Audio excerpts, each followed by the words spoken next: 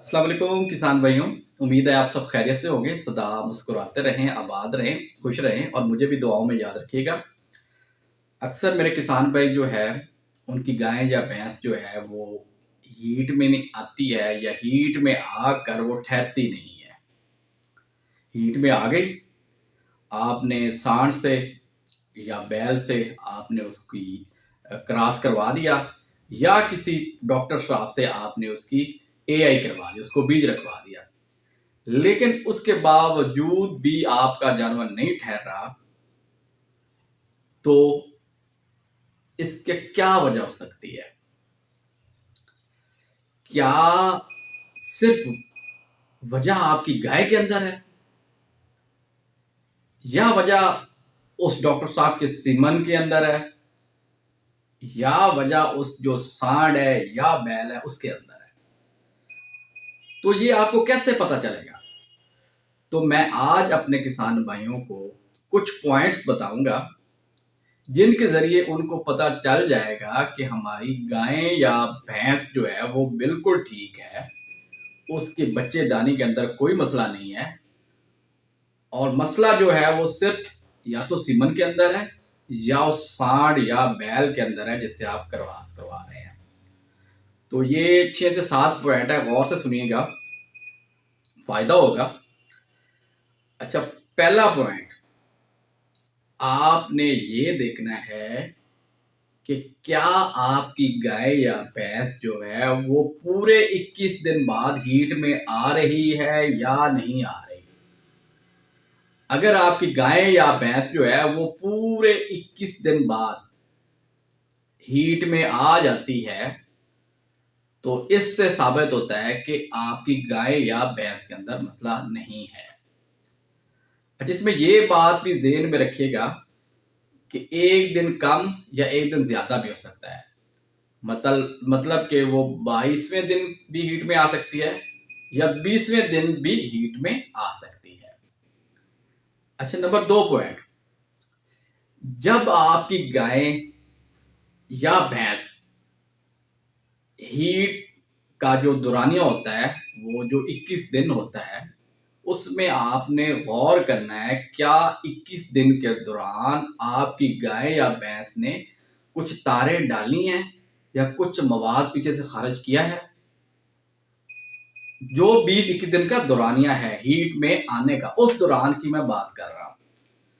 अगर आपके जानवर ने उस 20 से 21 दिन के दौरान तारें बिल्कुल नहीं डाली या कोई मवाद या कोई गंद खारिज नहीं किया तो आप समझ जाएं कि आपका जानवर जो है वो बिल्कुल फिट है। अच्छा, अब आते हैं तीसरे पॉइंट की तरफ। जब आपका जानवर हीट में आ जाता है तो आपने एक बात ध्यान में रखनी है कि जब वो 21 दिन बाद हीट में आता है तो हीट का दौरानिया कितना घंटे रहता है। अगर आपके जानवर के हीट का दौरानिया 12 से 24 घंटे के दौरान रहे तो समझ जाइए कि आपका जानवर ठीक है। अगर 2 दिन या 3 दिन हीट में रहता है तो समझ जाएं आपका जानवर फिट नहीं है। अगर 12 से 24 घंटे तक हीट का दौरानिया रहता है तो समझ जाए आपका जानवर फिट है। ये हो गया 3 पॉइंट। अच्छा, अब चलते हैं चौथे पॉइंट की तरफ। चौथे पॉइंट में ये है कि जो ही आपका जानवर हीट में आता है क्या वो मुंह से आवाजें निकालता है, क्या वो बेलविंग करता है? अगर वो मुंह से आवाजें निकाल रहा है तो फिर तो समझ जाइए कि आपका जानवर जो है वो साइलेंट हीट में नहीं है, वो गूंगा नहीं है। तो समझ जाएं आपका जानवर फिट है। ये चौथा पॉइंट हो गया। अब चलते हैं 5वें पॉइंट की तरफ। अच्छा, अब आपने 5वें पॉइंट में ये देखना है कि जब आपका जानवर जो है हीट में आता है और हीट के दौरान वो तारे देता है, क्या वो तारे जो हैं वो साफ शफाफ है या उनमें कोई गंद है या उनका जो कलर है वो तब्दील है, सब्ज है या थोड़ा सा पिलाहट है उसमें।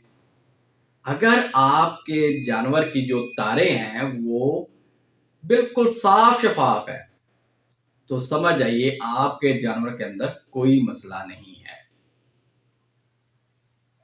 अगर उसकी तारे जो हैं वो साफ शफाफ नहीं है, ट्रांसपेरेंट नहीं है और उनके अंदर या उनका कलर सब्ज है या उनका कलर ग्रीन है या उनका कलर येलोइश है, पीला सा है या उनमें थोड़ा सा गंध आ रहा है तो समझ जाइए फिर आपके जानवर के अंदर मसला है। ये 5 पॉइंट हो गए। ये तो हो गया जानवर की तरफ से, गाय या भैंस के अंदर जो मसाइल है। अब 2 से 3 पॉइंट ऐसे हैं जो आप फार्मर की तरफ से होंगे। नंबर 1 उसमें ये होगा, क्या आपने अपने जानवरों को पेट के कीड़ों की दवाई दी है? ये हो गया नंबर 1। दूसरी चीज, क्या आपने अपने जानवरों को प्रॉपर टाइम पे और पूरा मिनरल मिक्सचर दिया है, जिसे हम उर्फ आम में कैल्शियम पाउडर का नाम भी दे देते हैं। तीसरी चीज, क्या आप अपने जानवर को प्रॉपर एक मुतवाज़िन ग़िज़ा दे रहे हैं? अगर ये 3 पॉइंट आप किसान भाई की तरफ से पूरे हो जाते हैं और वो 5 पॉइंट उस जानवर गाय या भैंस की तरफ से पूरे हो जाते हैं तो आप समझ जाइए कि आपके जानवर के अंदर कोई मसला नहीं है। आपका जानवर जो है वो बिल्कुल फिट है और जो मसला है या तो वो डॉक्टर साहब के सीमन के अंदर है या वो उस सांड या बैल जिससे आप क्रॉस करवाते हैं ये उसके अंदर है। फिर आपको टेंशन लेने की जरूरत नहीं है। फिर इस सूरत में जब भी आपकी गाय या भैंस हीट में आए तो आपने या तो सीमन तब्दील कर देना है या अगर आप सीमन नहीं रखवाते, आप सांड या बैल से करवाते हैं तो सांड या बैल जो है उस एक अच्छी नस्ल का और डिजीज फ्री जो सांड या बैल है उसका इंतखाब करके आपने अपने जानवरों को क्रॉस करवाना है। ये चीजें थी, ये पॉइंट थे जो आपने ज़हन में रखने हैं जिससे आपको वाज़ेह तौर पर पता चल जाएगा कि मेरे गाय या भैंस के अंदर मसला तो नहीं है, ये मसला तो सीमन के अंदर है या बैल या सांड के अंदर है। तो ये चीजें आपने ज़हन में रखनी है, इंशाल्लाह इससे आपको फायदा होगा। शुक्रिया।